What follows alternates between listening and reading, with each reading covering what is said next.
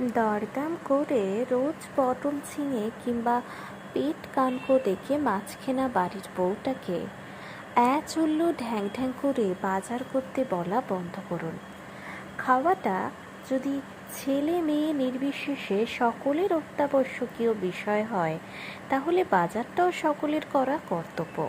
তিনি সংসারের কাজেই করছেন মাসিমা, আপনার মতো পান চিবোতে চিবোতে পরশিনীর মাথাটা চিবোচ্ছেন না।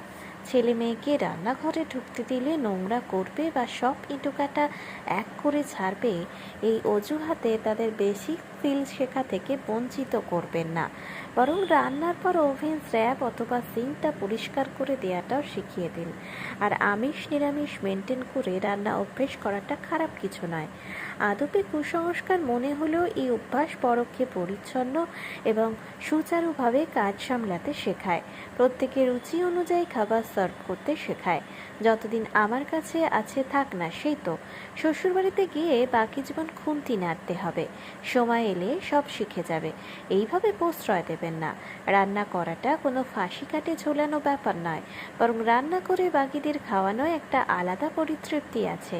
মা হিসেবে এটা শেখান, তাহলে মেয়েকে অতান্তরে পড়তে হবে না। মায়ের কাছে থাকে মানেই মা মেয়েকে রান্না করে খাবে, এটাও ভীষণ বোকা বোকা কনসেপ্ট। আমি রোজে রান্না করি বলে হামেশাই শুনতে হয়, কেন মা কিছু করে না। ওহে কাকিমাগণ, রান্না ছাড়াও সংসারে অনেক কাজ থাকে। আমার মেয়ে পড়াশুনো শিখেছে বলে সে রান্না করবে না, আমার একটা মাত্র মেয়ে আদরে মানুষ বলে রান্না করবে না, আমার মেয়ে চাকরি করে বলে রান্নার লোক এফোর্ড করার ক্ষমতা রাখে তাই রান্না করবে না, আমার ছেলে রান্না করলে মেয়েলি হয়ে যাবে তাই রান্না করবে না, আমার মেয়ে শ্বশুরবাড়ির এত লোকের জন্য গরমে পুড়ে রান্না করবে না, আমার ছেলে রান্না করে বউকে খালে নিন্দে হবে, আমি ছেলের বউয়ের হাতে রান্নাঘরের ভার দেব না, তাতে সংসারে তার অধিকার জন্মে যাবে, আমি রান্না করতে পারি না তাই কিচেনে ঢুকবো না। বেরিয়ে আসুন এইসব ভঙ্গুর ভাবনাগুলো থেকে। খাদ্য, বস্ত্র, বাসস্থান যদি বেসিক নিড হয়, তাহলে রান্না করাটাও বেসিক স্কিল। এটা করলে কারোর পরীক্ষায় নম্বর কমবে না, কেউ কুৎসিত হয়ে যাবে না, কেউ চাকরানি হয়ে যাবে না, কেউ এর পোষ্যও হয়ে যাবে না। বাড়ির বউটা রান্না করলে আপনি তার হাতে তোলার মধ্যেও হয়ে যাবেন না।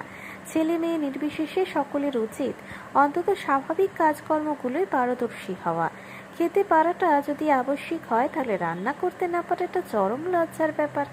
জানি না, করিনি, পারি না শব্দগুলো নেগেটিভ। মনে রাখবেন, কোনো অপারগতাই গর্বের বিষয় নয়, বরং সেটা আপনার মাইনাস পয়েন্ট। কলমে পার্বতী, মোদক কণ্ঠে দেবশ্রী।